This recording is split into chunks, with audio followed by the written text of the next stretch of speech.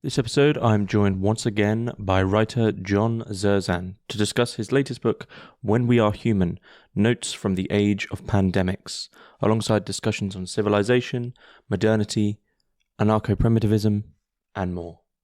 I'd like to say a big thank you to all my paid patrons and subscribers for making all of this work possible, and if you would like to support Hermitix, gain access to some exclusive content, then please find links in the description below. And if you would like to join the community, please also find links in the description below. Otherwise, please enjoy. So, John Zerzan, thanks very much for joining us once again on Hermitix podcast. We are discussing your most recently published book, which was published, I believe, this year, When We Are Human, Notes from the Age of Pandemics. Now, I guess just to start things off, how would you describe this book, and where did it come from? Well, just I have to say, random explorations, topics occur to me, and so it's a sort of a rambling collection of essays. I don't think I've ever actually written a book as a project. I mean, A People's History of Civilization is pretty much a narrative, but yeah, it's all over the place, and with the general background of basic stuff like domestication, civilization, urbanization. I mean, that's the backdrop for these things. And it's past time to take a new look at all kinds of things. I mean, the catastrophe is here and deepening and affecting everything. So I think it's perhaps appropriate to have a wide-ranging set of things to look at in light of where we're at and what's driving it. Mm-hmm. And by catastrophe, I'm going to assume that you mean the catastrophe of civilization. Right, the general crisis in every area at every level. It's just, it's really incredible. It's just racing along, and one waits to see if there's going to be a better or deeper conversation in society about it. And so far, it's what we have is things like deep adaptation. That's the new one, the new way to surrender, just abjectly, starkly. There's not even playing games with it. It's the silly reformist stuff, which is absolute failure. Now, might as well announce the failure. Look, it's all over. Don't be stupid. Give up. That sort of thing. It's just, it's not surprising. It's rather predictable, but it's a very sad comment on where we're at. Mm. So, in my view. I mean, we probably did. I'm sure you've touched on this probably thousands of times now, right? But what's over? Are we speaking of just a primitivist way of living, or something more complex, or? Well, in general, the failure of civilization. This one is dying by the minute. I mean, it's just in its death throes, the beginning of the end stage developments, all the pathologies, all the breakdowns. You can't look at any area and not see it, it seems to me. And again, something like deep adaptation comes to grips with that in a way, announcing that, yes, it's all over. It's time to face that, and time to give up on any hope of contending with it or tackling it or reversing it. That's out the window. Of course, it isn't to some of us, but it's a pretty starkly clear picture, I think. I mean, I don't know who even argues the fact. Who out there thinks that things are healthy and there's life and there's further hopes and so forth? That's nonsense. I mean, I don't know anybody who says that. That's the question, though, which I think is the one I would ask that is important in terms of this. How can no one see that it isn't dying, right? The look outside your windows sort of thing. Why do you think it is that so many people seem to be completely enamored in the belief that everything continues, we're progressing, everything's fine? Or do you not think people are? They're just keeping their heads down and just trying to get by? Yeah, I think it's the latter. It's the inertia of daily life. You have to put food on the table and pay your rent and so on. I mean, life goes on, even in extremis that trumps the rest of it in so many ways. That's just the fact of life. And people, I don't think people would deny the reality, but then what is on offer to do about it? That's why you have the other thing that has certainly occurred to me this morning to think about this birds do not exist. This phenomena, you know what I mean? It's it's apparently just a giant success, a very popular thing, and it's brilliant. There's so much nonsense, and not just conspiracy theory nonsense, QAnon and other psychotic things like that, but the official nonsense, the official insanity of it all, of pretending that we're going to control global overheating or what have you.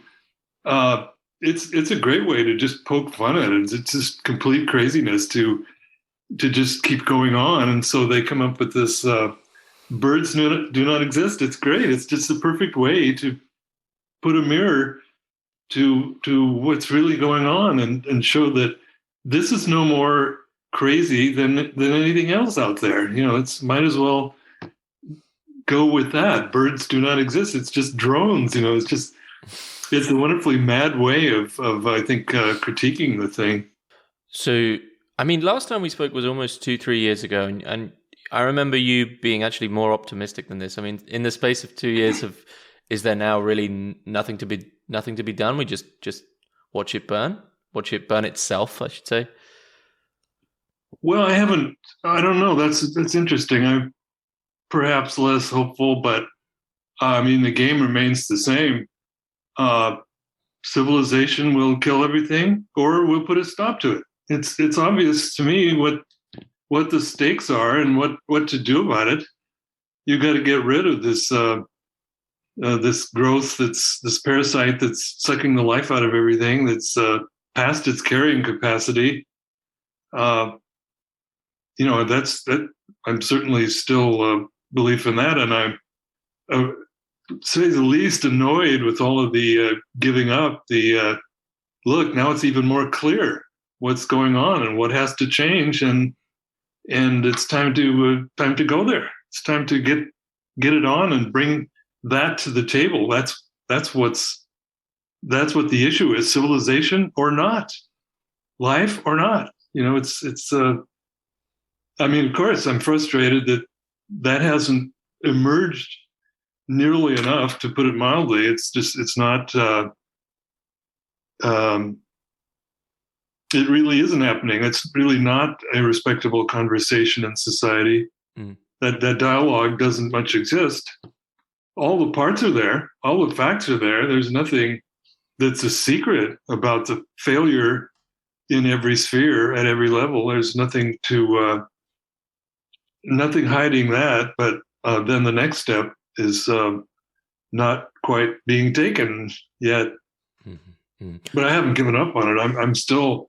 I still feel like here we are at the crunch, and it is time to decide on a basic level, where we're at and what it's all about.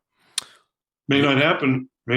People, it just could be more and more degraded, pathological landscape anywhere you look, and that's what'll happen. It'll just go down and into worse and worse conditions, physically, emotionally, whatever you want to look at. That could happen, and no result, no breakthrough, no wake up. Well, who knows? On the question of waking up, though, it's interesting because I was recently discussing anti-tech revolution, why and how, with David Skabina, and Kaczynski in that book sort of states, well, for instance, we were talking about the fact that, let's say, the French Revolution, if they failed, all that would happen is you go back to bourgeoisie monarchical rule, right? If the Marxist revolution failed, all that would happen is, well, they go back to the previous political iterations, right? The stakes are high for them, but for instance, the revolution, or if you want to put it in those terms of revolution that we need at the moment, the stakes really can't get much higher, right? This is basically, we're facing the most serious existential risk we could. So there's this strange thing where, okay, they saw what was at stake in terms of the French Revolution, let's say. If they failed, yeah, things would be bad in terms of their subjective opinion. They go back to being ruled by a king, etc. Some agree, some disagree. But at the end of the day, billions of people aren't going to die or potentially die. Whereas the state we're in at the moment, which we apparently, according to many sources, can see right ahead of us, and yet we're not doing anything about it, right? The resource limitations, the climate crisis, whatever name you want to put on it, we all apparently, and I would emphasize that, apparently know that the train we're on is about to crash into a big whatever, and yet we're not pulling the brake. Why aren't we? Why? Well, are we just too comfortable? We just enjoy the train too much? Well, that's a tough question. That's there's nothing outside of civilization either. I mean, that's one way to look at it. Where do you go? It's too daunting. It's too mammoth a challenge because there's really only one civilization left. I mean, it's just one unitary, completely integrated system. And the same with technology. I mean, the question for people like Kaczynski, it's all about technology and only about technology, as if that doesn't imply civilization, which I think it pretty clearly does. The question of technology becomes the question of civilization, unavoidably, it seems to me. But anyway, it's the same thing. You could put it that way. And he's, Kaczynski is not anti-civilization. Sort of strangely, it's a puzzle to many people, not just me, that you don't take that step and just remain rigidly anti-tech and nothing else, where all of it's implied. Again, I think it is, but yeah, it's like, here's the plane in its nosedive going straight down, but you don't climb out the window. That's not an option. So it's very, very tough to, it's obviously because there isn't anything else. And that's the challenge, to see that indeed there is. That's exactly what has to happen. You have to scrap this before everything is sucked in, goes under with it. Like the ship that, I don't even know if this is true physically, but it said that a giant ship sinking creates this vortex and it pulls everything down with it. I think that's a pretty good metaphor. And we see, the very negative aspects of that in terms of thinking, just thinking. That's being deformed by the breakdown, the sort of terminal days of the global civilization, as much as anything else. Again, this birds do not exist. I mean, that's, and it isn't just the wacko conspiracy stuff. It's none of it makes sense. Really the official stuff is just as screwy, almost as straight up crazy as QAnon or something, because it's such a total failure. Mm-hmm. Mm-hmm. And so there's this sort of interesting undercurrent in the book, actually, throughout of quite a few essays, of the difference between non-symbolic and symbolic cultures. And you sort of state a few times that it's one of the, almost on par with when people say, oh, everything went wrong at the agricultural revolution, for instance, that the shift from non-symbolic to symbolic cultures has been sort of gargantuanly overlooked, right? We're so enamored in symbols and symbolic culture now that we don't really think about this difference. And what is key for you in non-symbolic cultures, which perhaps is something that we could look at now? Well, that's certainly speculative, and many people have talked about it. But there it is. I mean, if you trade away the direct, the more immediate kinds of communication and contact with the earth and with each other for the symbolic, for the realm of representation, as a kind of trade-off or compensation or consolation, you could put it that way as well. You've lost so much, but you get the glories of symbolic culture, literature and math and so on, all the way down the line. But at the same time, it doesn't do the job, does it? I mean, it hasn't saved us. It isn't the rescue transaction. It really is sealing our fate.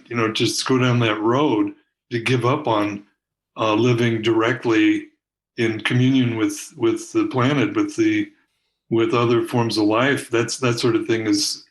I mean, it tries to make a comeback because more and more people notice this fact, and that it hasn't really succeeded in satisfying people. And that's just, various people have pointed this out. One of my favorite texts is Freud's Civilization and Its Discontents.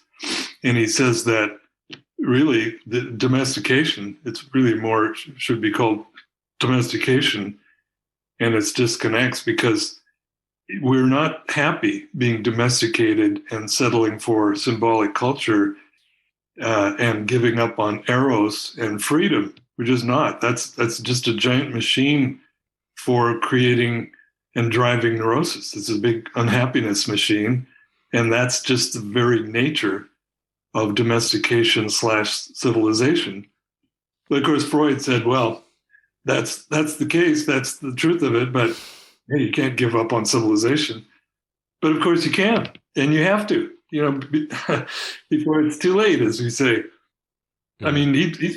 I mean, that's an amazingly radical text. He just lays it out, except he, as the good bourgeois that he was, he doesn't go to the obvious option. The bottom line is there as he states it. It'll just be unhappiness forever, because unlike some other animals, we just don't really basically take to civilization. And, that's the fact. And other people have pointed this out, without coming to me, the more obvious conclusion. Well, if that's the problem, what has to go away, for there to be satisfaction or freedom or happiness or whatever you want to call it? I mean, it's there it is. In what sense don't we take to civilization? Well, it's, as I say, it's been said before. I mean, the UCLA guy, domestication was the biggest mistake in the history of the human species, period, back in the 80s. That's true. And, Freud he said the same thing. And yet, as starkly as the contrast is, it's just so very difficult to take up that challenge or to make good on doing something with it. Changing the whole nature of the basis of social existence. So back to symbols. I mean, maybe this is a very seemingly strange and specific question, but there is this subtle place of what we could term maybe spirituality in some of your essays, right? This sort of notion of spirituality, which I guess wouldn't be connected to civilization, but what comes of spirituality when it isn't. And in terms of symbols, my immediate thought is there is a strange in-between for non-symbolic culture and symbolic culture in something, let's take the example of the Eucharist, right? Symbols which are the act which they symbolize, right? They are, for those who are of the church, they are the act which they symbolize. And do you see perhaps a redeeming factor for spirituality, religion, in terms of a path, away from civilization, or do you think they are completely entwined in each other? Well, in recent years, I've come to appreciate that more and more. I think there is exactly a very deep value there in the spiritual, and I think that's something that anarchists have overlooked a lot of from the beginning, really, and it has to enter the picture in a big way. It seems to me that, because I think it is a spiritual matter. And I was slow to pick up on this, really, but I very much think that it has to be there. I was in Turkey once and gave a talk, and a young woman said, I think this whole green anarchy or anti-civilization thing is at base a spiritual movement. And I was just stunned by that. I wanted to know what do you mean by that? And she had to catch a bus to go home, and I didn't have a chance to have that conversation with her. But I've been thinking about it ever since, and I agree. And defining that is another matter. I mean, currently I'm working on the topic of the land, our connection with the land, as a spiritual thing, at least in part, certainly with respect to the indigenous dimension. Because here we are, maybe entering the metaverse, maybe not. Maybe that'll be a flop on the part of these techno imperialists. But that's the next further qualitative change away from the land, for one thing. Now we're just completely in a symbolic or virtual space, and there's nothing else. There's no connection to the earth. It's the complete opposite to so much of native spirituality, for example. It couldn't be defined any more starkly, I think. So again, here's the choice. You go off into the more and more unreal, synthetic, simulated, whatever you want to call it, mediated kind of existence, or you reject that. It makes the thing again fairly clear. That's what's at stake. They're announcing it.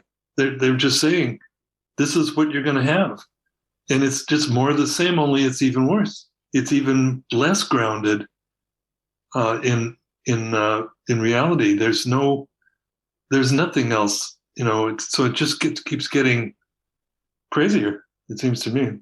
Mm-hmm. So do you mind if I ask, are you a religious person or a spiritual person of a specific path, or is it more of like a holistic spirituality type feeling?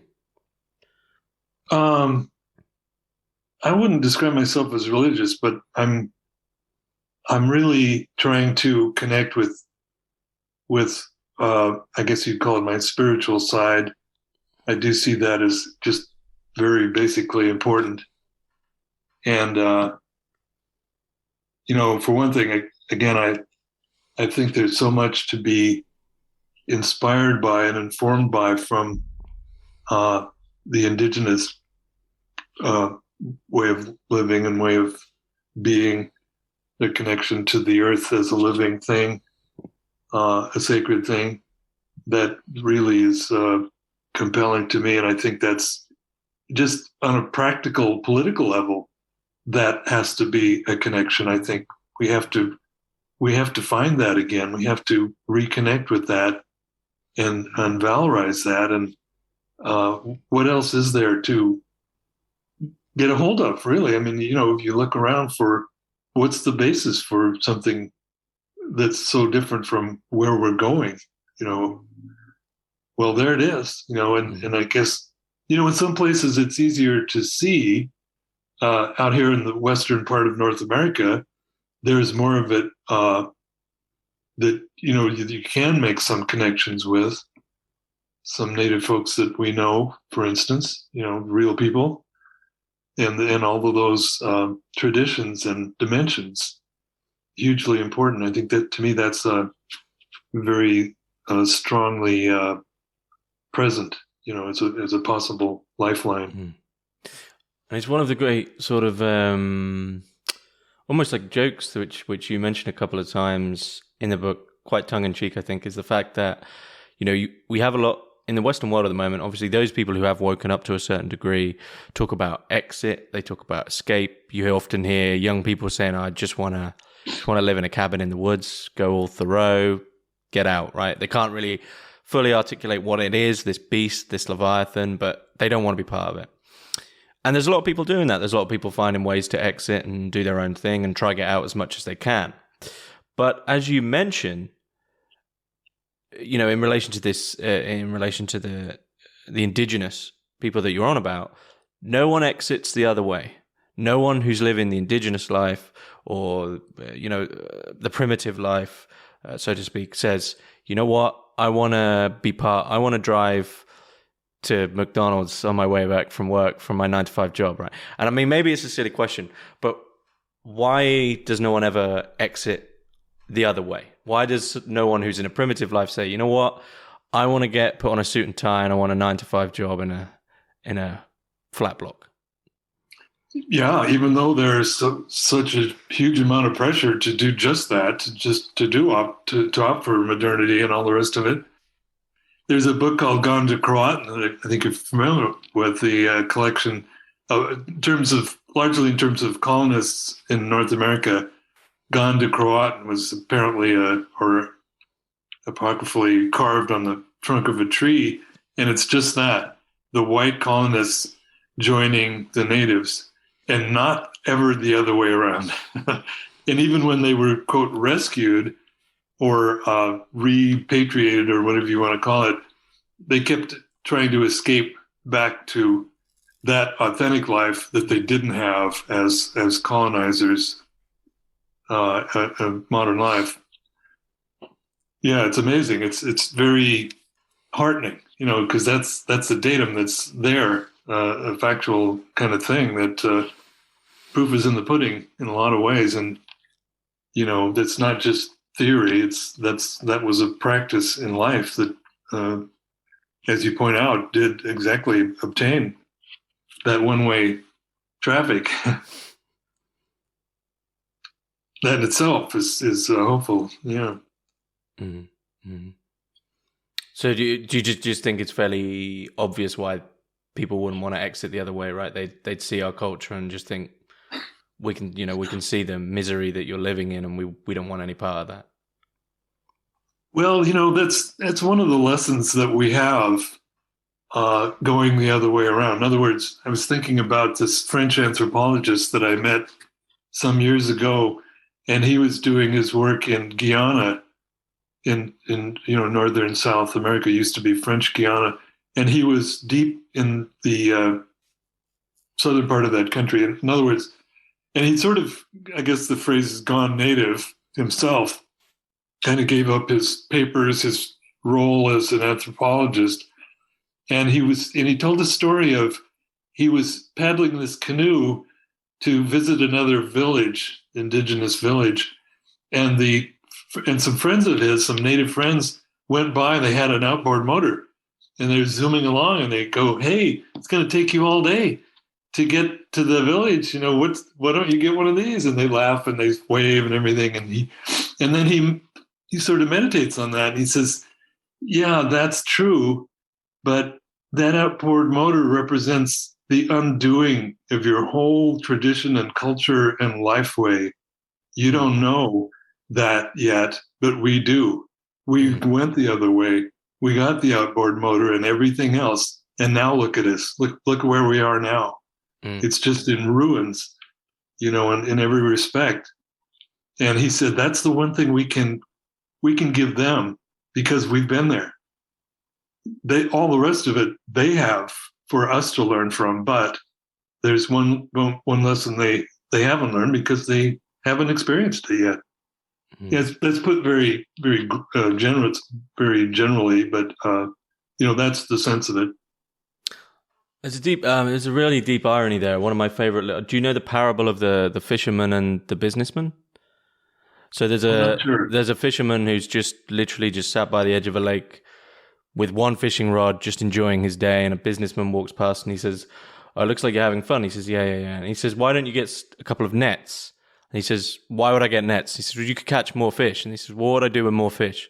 "Well, you could sell them and then buy a small boat." And he says, "Well, what would I do then?" He goes, "You can catch more fish." And then he says, "Well, what would I do then?" He says, "You could sell them and you could buy an even bigger boat." He says, "What about then?" He says, "Well, in time, you could sell enough fish to have a fleet of boats, your own company." And he says, "Well, what would I do then?" He says, "Well, then you could retire and you could sit here and fish."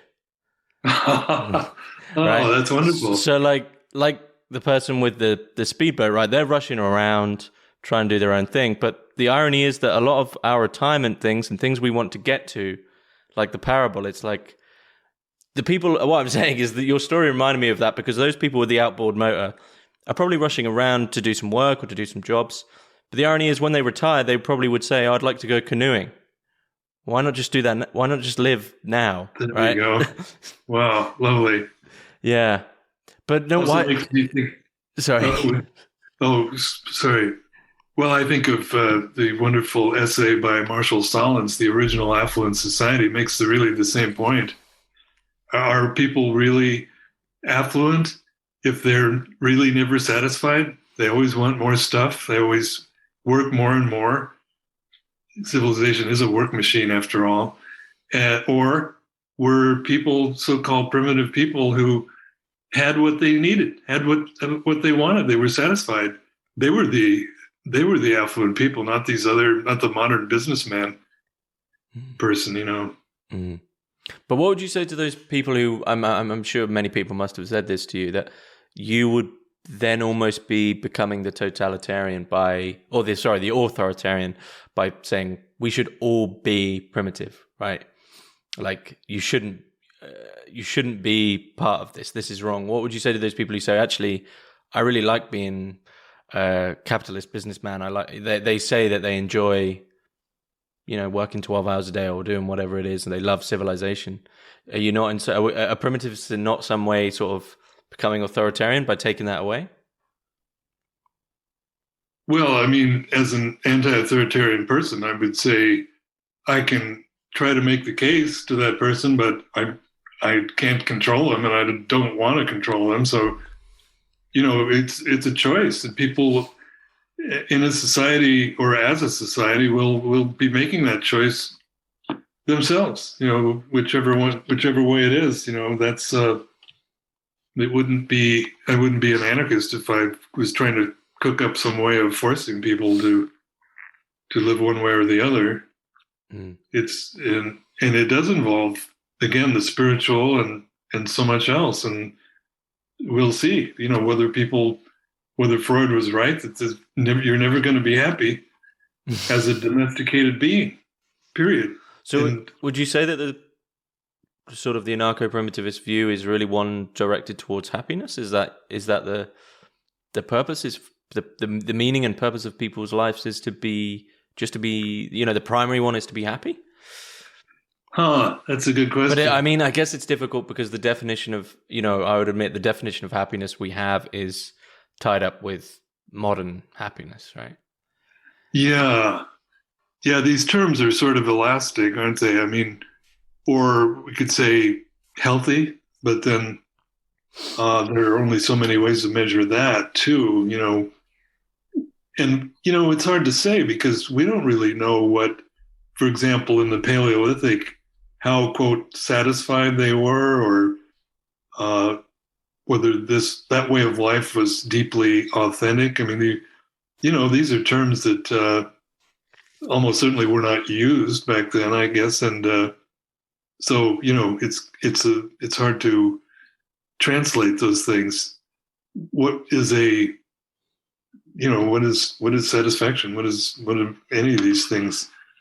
It looks, I mean, if you can try to find evidence to look for, or perhaps see the evidence for divided society. For example, if you find a hearth site and you see artifacts or remains at these different fireplaces, seemingly equal amounts, and then at a certain stage you see one person has a lot of stuff and the other people don't. Well, there's the division. There's a difference in authority and wealth and so forth. I mean, it's there. You can measure that. You don't know how resistant or dissatisfied people were with that change. We could guess about it. We could see maybe other kinds of evidence. What's happening in society that we would generally term as not healthy responses, and if is there evidence of that or not evidence of that? That's the kind of thing that anthropologists do. But it is kind of hard to. We're projecting our own sense of what would be a satisfactory life.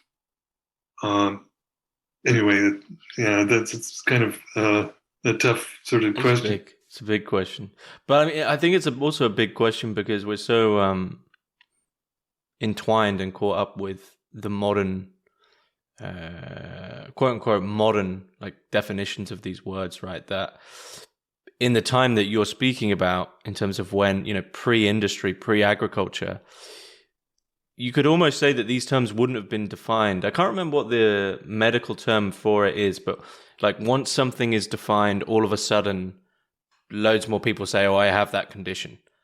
I can't remember what it's called, but it's the same thing. As soon as you define happiness, well, then it becomes a problem. But probably in pre-agricultural society, I can't imagine people would be going around saying, "Oh, I just want to be happy in life," right? Not in the way that we do. Yeah, there's a lot of things like that. I guess, for example, many peoples don't have a word for nature. They're in nature or of nature, if you want to put it that way, and whereas we're not, we're less and less there. So we have a word for something that is different from us. And you could define it, you could say the built world versus the unbuilt world, or various ways to do it. But one sees the emergence of these concepts, or, the fact that they're there is telling in a lot of ways. For example, the concept of number, I found that rather fascinating. Where does that come from? When did we start counting things? We just take that for granted among a host of, more than a host of other things, that's just part of the world. Mm-hmm. But it wasn't always a part of the world.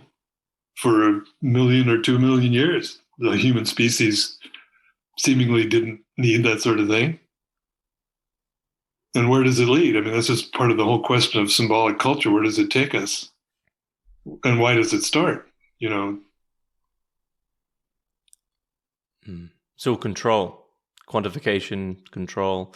As soon as you've defined something, well, you know what it is entirely, and you've defined it, and you can control it, right? Like, oh, that's nature, right? As if that means anything. That's a nature park. Nature's all confined, tucked away, leave it there. And I think, it gives you sort of a sense of security, right? Like this is a building, that's nature, none of this, it's all very neat and tidy and quantified.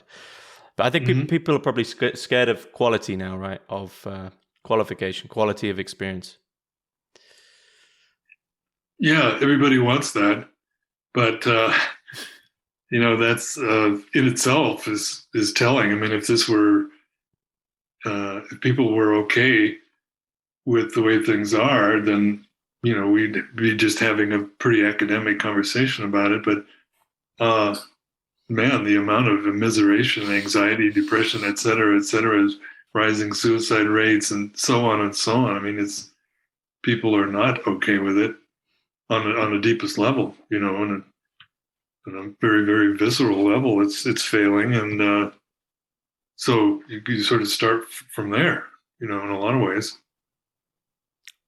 And then you end up with a very a deep-seated global Stockholm syndrome, right? Where you don't people seem to not correlate their depression or anxiety with civilization. They see it as a fault in themselves.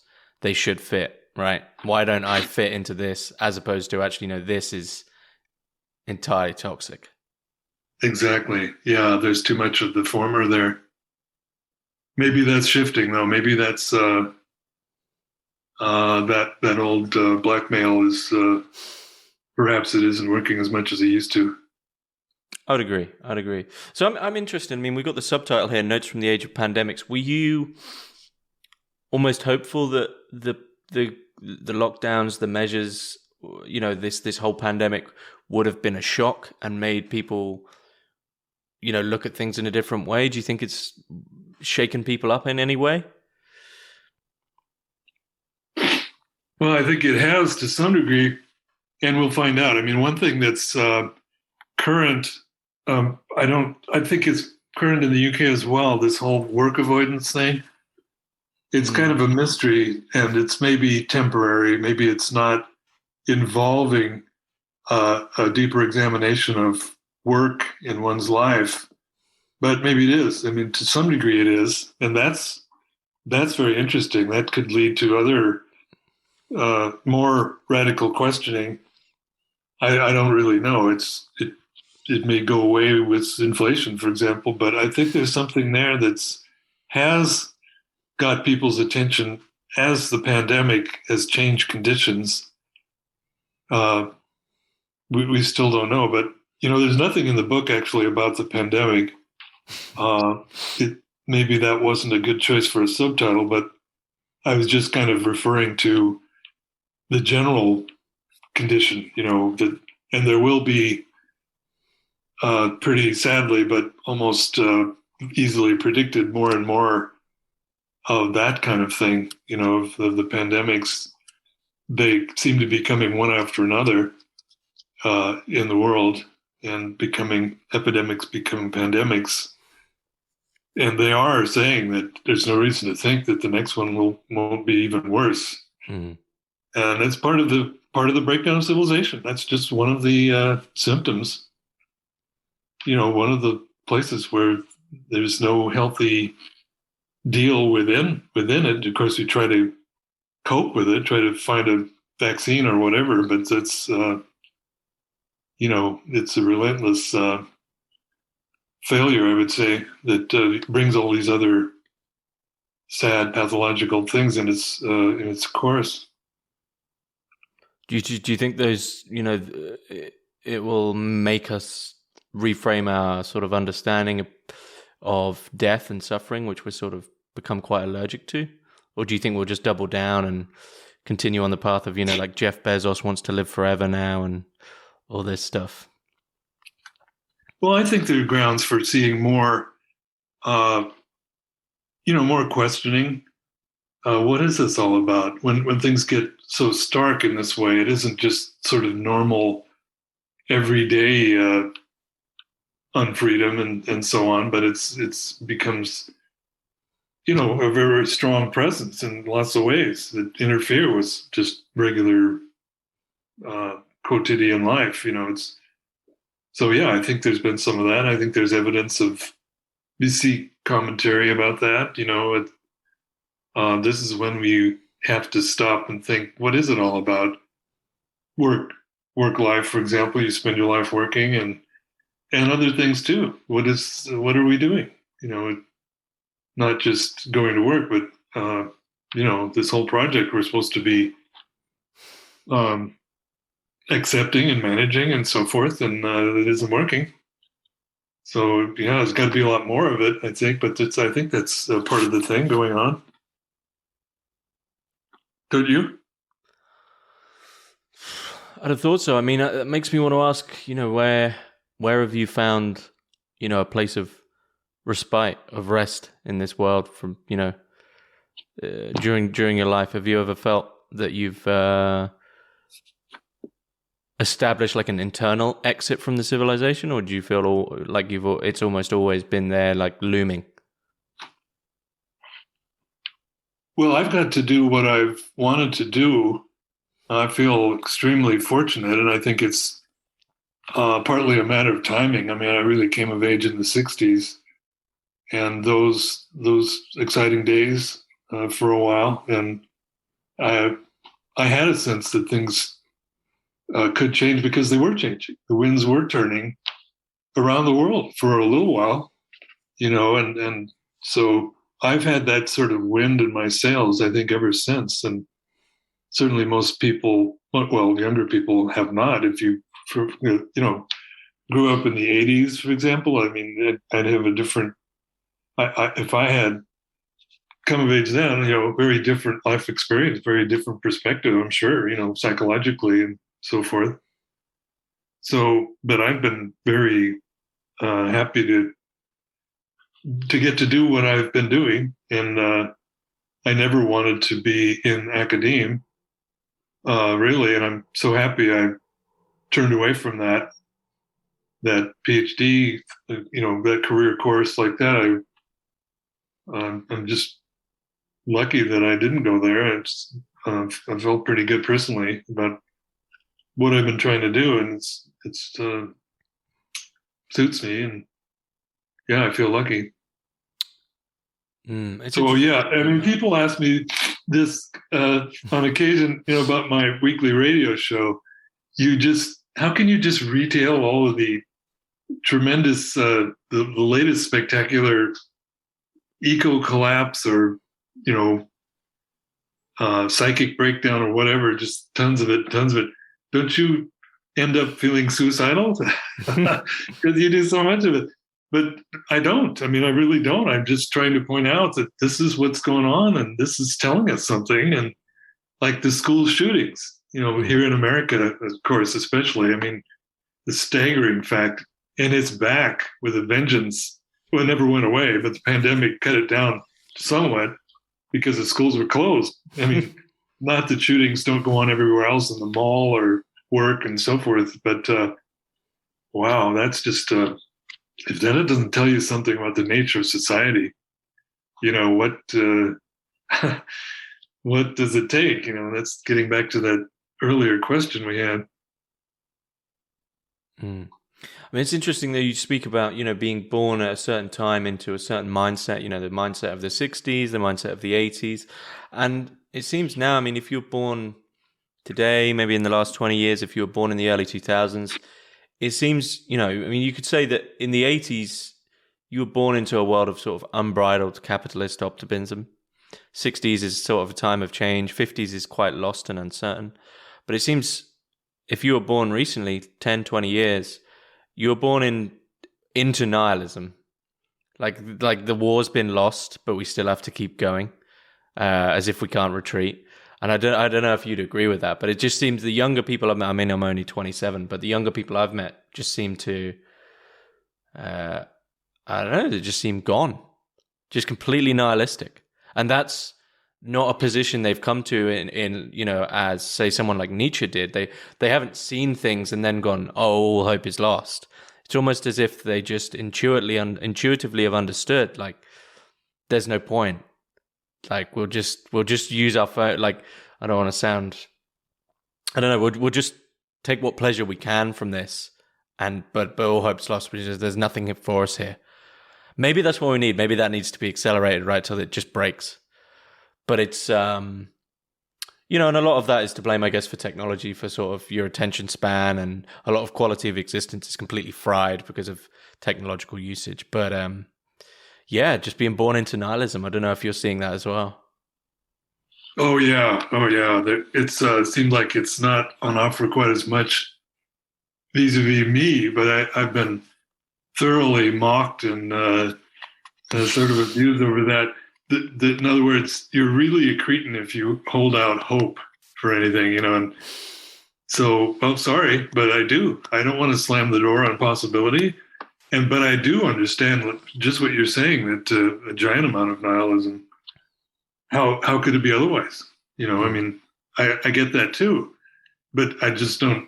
You know, that isn't where I'm at for whether that's benighted on my part or not. I mean, but yeah, there it is, and it's very hard to. You know, it's kind of a cliche, but it is somewhat generational. That's not the whole picture, but it's hard to argue about that because it's pretty basic. You know, I can't tell people how they're supposed to feel about things or how they're oriented in a real fundamental sense. I mean, that's I can point to certain things, and you know, but you can't. What are you going to do about that? I mean, that isn't how. You know, it's going to take more than that to see some difference. I mean, are we due for another upsurge of energy, which is you know, which is a certain strength or presence in society? Maybe. You know, I think the last one really, well, there was certainly last year Black Lives Matter, for instance, and to mention other things as well. But you know, at the end of the 1990s, well, let's say from 1998 or 99 to 2001, there was this so-called anti-globalization movement, which was really pretty strong for a little while. It was beginning to really rattle the powers that be. There was some really major stuff going on, and then 9/11 happened. I was in Madrid right after 9/11, and the one person said, "Do you think that's just coincidental? This movement was getting stronger and stronger. 300,000 people in the streets in Genoa about 6 weeks before 9/11, and then now been put paid with 9/11. That's the end of that. We all knew it at the time. That's certainly going to crimp our style, to put it mildly. I mean, I'm not a conspiracy-oriented person, and these things come and go, and succeeding ones may be more interesting than the ones that came before it. Because I think, for example, it's a misnomer to have called that anti-globalization. It really wasn't that thoroughgoing or deeply grounded, it seemed to me. If only it had been more anti-globalization, it would have been more interesting still. But there was a radical energy afoot for a while. Mm. Do you think one of the problems then with the current nihilism is that people are so conditioned and domesticated with regard to the modern world that all their possibilities are in relation to it, right? So they don't see any possibility because they can't see outside of civilization. They, it's like, I'm never going to be there. I'm never going to be able to own my own house or, earn 6 figures a year or have all these fancy things or own a flash car. I'm never going to have any of that. All their potential and possibilities have been, pigeonholed into the view of civilization. Whereas the optimism needs to be like, well, if you could break out of that perspective, then you could see there is potential, but it's just not the one you've been taught, right? There's potential to have a commune or sit around a campfire and grow your own veg. There's potential for these things. But we're not taught that those are aspirational, as they'd like to say. Right, exactly. And that is going on. These projects, I have a good friend who's doing a dissertation, especially in the Pacific Northwest here, about people who have tried to move outside physically from the dominant society in these various ways. And it turns out, as I'm sure you know, they're not the ones who write about stuff. They're doing it. They're on the land, so to speak, all that sort of thing, and generally are not yakking about it or writing about it like we might, but it's certainly out there. And she's spent the last couple of years largely in this general area, and finding quite a bit of that. And that's a source of hope. I mean, there are people who do that, and I participate in a publication called Oak Journal. We're working on issue number 4. It comes out twice a year. And it's very explicitly anti-civilization and going along these lines in terms of a zine, a physical zine. And there's Backwoods, I was just thinking it's quite a bit overdue, but it's getting bigger and bigger. So these projects are there as well, along with the prevailing nihilism. So, there are people to do something with these conditions, and we're not at all happy with it and trying to get outside of it in different ways. Mm-hmm. Okay. So I feel like we've covered a lot of the threads that are in the book. I mean, are you working on anything at the moment, or are you just sort of constantly writing anti-civilizational essays? Well, I guess that's it. This topic of the land, it's insanely broad, but I think I'm sort of getting somewhere with that. We'll find out if I have, something new to say about it or a better focus than I do now. But I've been really enjoying working on this one, and the weekly radio show and Oak and other connections. As we may be coming out of this pandemic or not, we've been trying to, some of the people I know, trying to get together more physically, having, meetings around the fire pit, people that have either written for Oak or friends from before that or currently, and just the value of being present, the human presence, not just on the screen. And I sure do appreciate this with you, James. I'm certainly not saying I don't, but I mean, the possibility of also really getting together physically. It's been good. Okay. Well, I think that's a good place to finish up. So whereabouts can we find your radio show? kwvaradio.org. kwvaradio.org. Okay. Or the shows are archived at my website. I have a website, johnzerzan.net. Okay, I'll be sure to put those links in the description. Thank you. Yeah, John Zerzan, it's been great to talk to you again. Thanks very much. Really good. Take care, man.